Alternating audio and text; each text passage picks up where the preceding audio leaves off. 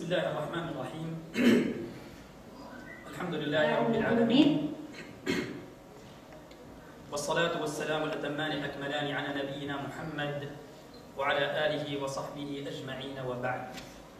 أيها الإخوة، أيها الأخوات، السلام عليكم ورحمة الله تعالى وبركاته.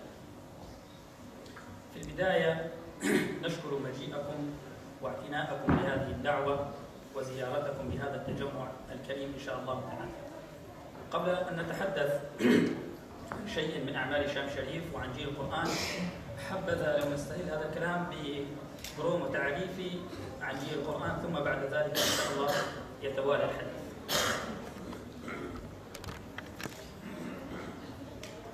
أعوذ بالله من الشيطان الرجيم. بسم الله الرحمن الرحيم. لو أنزلنا هذا القرآن على جبل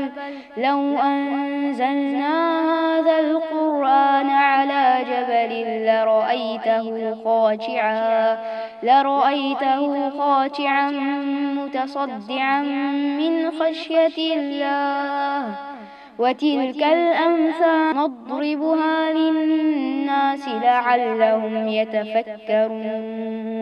صدق الله العظيم.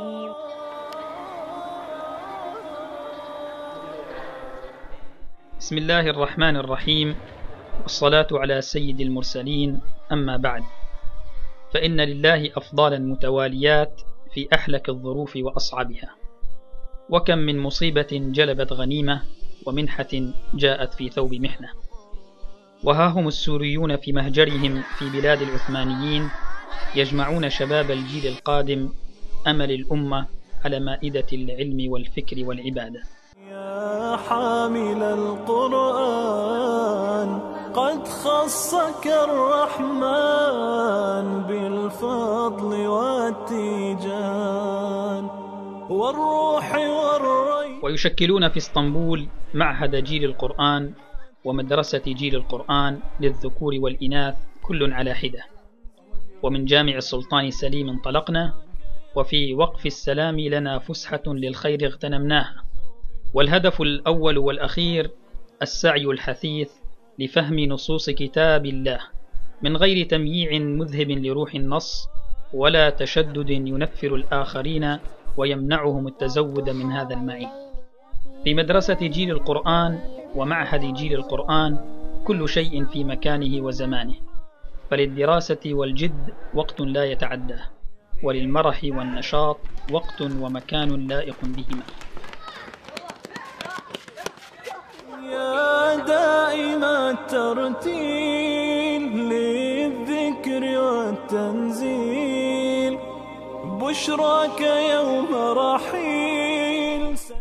جيل القرآن مشروع أمة انطلق من اسطنبول، وبقاع المسلمين طموحه، وكلنا يقين أن الجيل الذي سيحرر مقدساتنا ويعيد عزتنا ويسترجع حقوقنا لن يكون إلا من الشباب الذين نهلوا من معين القرآن والتفوا على موائد العلم والفكر والعبادة.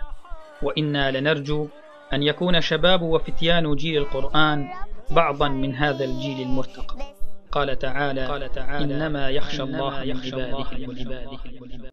والله إن هؤلاء الشباب أصدق من كل إعلام وأصدق من كل مشوه يريد أن يشوه ثورة الشام، ثورة الحضارة، ثورة الإنسانية، الثورة التي تصنع الإنسان. أسأل الله عز وجل أن يجمع هؤلاء الأبناء قادة في دمشق وفي الشام كلها.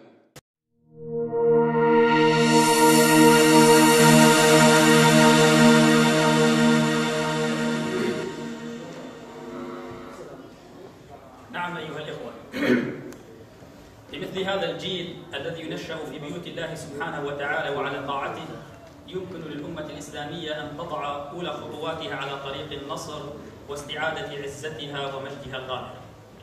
أيها الإخوة والأخوات، كلنا يعلم أن قرآننا الكريم إنما هو مصدر عزتنا وفخارنا، وإنما هو الكلية الجامعة لكل خير، وهو عمدة الملة وينبوع الحكمة وآية الرسالة ونور الأبصار والبصائر، ولا طريق إلى الله بسواه، ولا نجاة لنا بغيره. إن قرآننا الكريم الذي ينبغي علينا أن نجعله أنيسا على مر الأيام والليالي، وأن لا نبقى معه فقط تلاوة، وإنما ننطلق بعد التلاوة إلى العمل والتفكر. وهنا تكمن حقيقة فائدة القرآن. أما التلاوة وحدها فلا تسمي حتى صاحبها من أهل الله وخاصته، إنما هم الذين تلوا ثم عملوا. القرآن الكريم أيها الإخوة هو المنارة البيضاء المشعة التي تتعلق بها أفئدة أبناء أمتنا، والتي يحاول أعداء هذه الأمة أن يلفتونا عنها، ولكن بإصرارنا وبعزمنا وبالتفافنا إنما سوف نصل إلى هدفنا بعونه تعالى. أيها الإخوة أيها الأخوات، إن لحافظ القرآن وتاليه أخلاقا يجب ويلزم أن يتمتع بها، وهناك معيار وضعه العلماء: إذا ما أردت أن تعرف أن حافظ القرآن قد انتفع بحفظه وعلمه فانظر إلى أخلاقه وإلى أخلاق من لم يحفظ القرآن، فإن رأيتهما سواء فاعلم أنه لم ينتفع بحفظه للقرآن. هذا ميزان أيها الإخوة نزين به الأمور. انظر إلى خلق حافظ القرآن، وانظر إلى من لم يهبه الله هذه الهبة العظيمة، فبهما تعرف إن كان قد انتفع أو لا. حافظ القرآن أول ما يجب عليه هو أن يراعي الله في السر والعلانية، وأن يكون الكتاب والسنة والفقه دليله إلى كل خلق حسن جميل، فلا يغتاب ولا يحسد ولا يتكبر ولا يتجبر، وهو الذي يصمت عندما يرى الصمت واجبا وصوابا، ويتكلم عندما يرى في الكلام فائدة مرجوة. قارئ القرآن أيها الإخوة هو ذلك الإنسان الذي تهفو إليه الأرواح لتجالسه ولتغتنم فرصة اللقاء به. حافظ القرآن هو ذلك الإنسان الذي يمر على آيات الله سبحانه وتعالى فيتدبر في معانيها لينطلق في رحاب العمل. قارئ القرآن هو ذلك الإنسان الذي يحب الخير للآخرين فيصل رحمه ويكره القطيعة بل يصل من قطعه. قارئ القرآن هو ذلك الإنسان الذي تمتاز مجالسه بذكر الله سبحانه وتعالى، وهو الذي دائما متعلق بأن يكون مستغنيا بالله عن غيره، لا يرجو حفظ القرآن من أجل أن ينال حظوة به عند الملوك والأمراء وأن يجالسهم وأن ينال ما ينال من موائدهم، لا، إنما هذا المتأكد بكتاب الله سبحانه وتعالى وإن له لعقابا كبيرا يوم القيامة. قارئ القرآن أيها الإخوة والأخوات ليس هو ذلك الإنسان الذي يقول متى سأنتهي من تلاوة هذه السورة، ولكن قارئ القرآن هو ذلك الإنسان الذي يقول متى سأتعظ بذكر الله، متى أكون من الخاشعين، متى أكون من الذاكرين، متى أكون من الصابرين، متى أكون من المتوكلين، متى أكون ممن يتعظ بزواجر الله سبحانه وتعالى.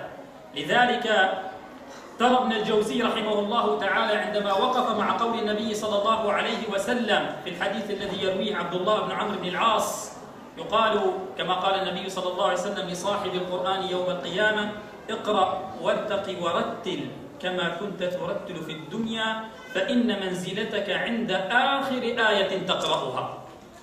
يقول ابن الجوزي رحمه الله تعالى: لو أعملنا الفكرة في هذا الكلام لسارعنا إلى حفظ كتاب الله سبحانه وتعالى، فإن أعلى درجات الجنان إنما تكون لحافظ القرآن، لأنه سيكون في الفردوس الأعلى مع النبيين والصديقين والصالحين والشهداء وحسن أولئك رفيقا.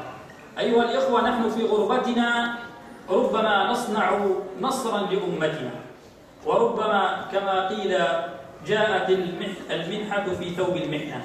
نحن في مصيبة لا شك، في هجرة لا شك، قلوبنا متعلقة بالشام وترابها لا شك، ولكن مع ذلك ينبغي للمسلم ألا يترك دقيقة من حياته إلا وهو على خير، إلا وهو في فائدة، إلا وهو يجني الطيب من الأعمال.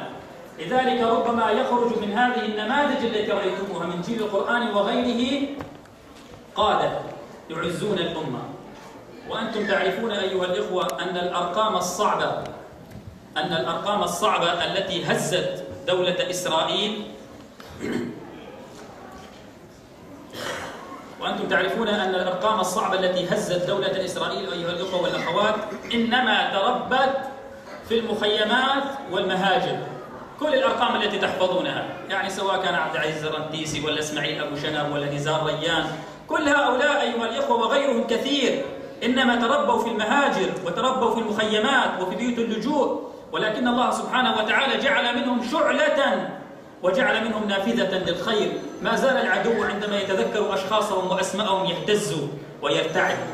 لا يظنن ظان منا أن الهجرة هي سبب للشتات والبعد والضياع، بل ربما يكتب الله لك في هذه البلاد ما لم يكتبه لك في بلدك من خلال علاقاتنا مع إخوتنا الأتراك.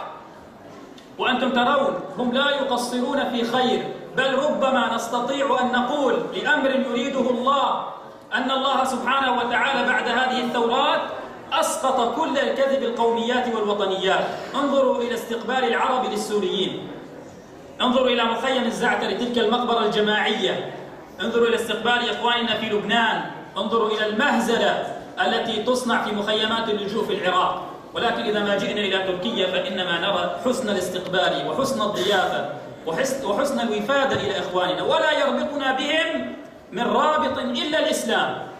إذا سقطت تلك القوميات وسقطت تلك الوطنيات ورجعنا إلى الرابطة الحقيقية، رابطة الإسلام.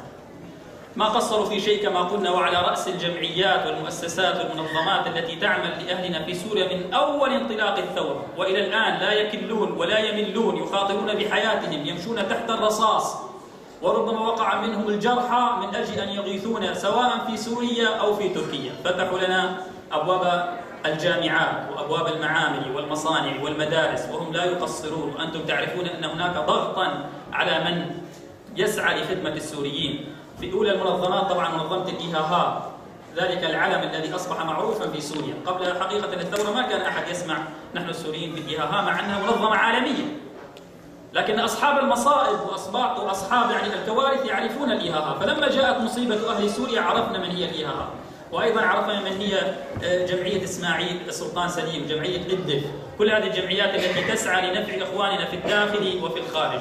أيها الإخوة، إن هناك هجمة لتغريبنا عن ديننا، لإبعادنا عن قرآننا، لإبعادنا عن قيمنا ومبادئنا وأفكارنا التي نضحي بأنفسنا ودمائنا وأموالنا من أجلها، وأكبر هجمة في ذلك هي على قرآننا الكريم.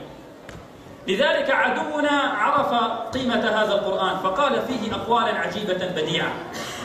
لذلك ليس آخرها قول ذلك الرجل: إن حضارتنا التي بنيناها بمئات السنين لا يهددها إلا المسلمون إذا رجعوا إلى قرآنهم وإلى إسلامهم، وأرادوا أن يغيروا نظام العالم، وهم يخافون اليوم أن تكون هذه الثورات ما يسمونها بالربيع العربي وهي الربيع الإسلامي في الحقيقة، هي أجدر بهذه التسمية. يخافون اليوم على هذا النظام الذي تعبوا على بنائه سنوات وسنوات. بعودتنا إلى قرآننا، إلى أخلاقنا، إلى حشمتنا، إلى تسترنا، إلى فضائلنا، لنكون قدوة للآخرين، لا سيما أمام إخوتنا الأتراك الذين ينتظرون من أهل الشام كل خير، وينظرون إلى أهل الشام وللشام في قلوبهم منزلة رفيعة، يحبون الشام وأهل الشام. أيها الإخوة، أيتها الأخوات، فلنكن على قدر هذه المسؤولية، على قدر نظرة إخوتنا الأتراك إلى الشام في الطهارة، في العفة، في الستر، في العلم، في صحبة أهل الخير، في صحبة أهل القرآن. لا أريد أن أطيل عليكم، الكلام كثير، وربما جمعية شام شريف عرفتموها من بعض الكتالوجات التي صنعت لها، لا أستفيض بالحديث عنها، ولكن أختم بحديث النبي صلى الله عليه وسلم عندما قال: إن لله أهلين من الناس. فقال الصحابة رضوان الله تعالى عليهم: من هم يا رسول الله؟ فقال: أهل الله هم أهل القرآن وخاصته. نسأل الله سبحانه وتعالى أن يجعلنا من أهله، والحمد لله رب العالمين.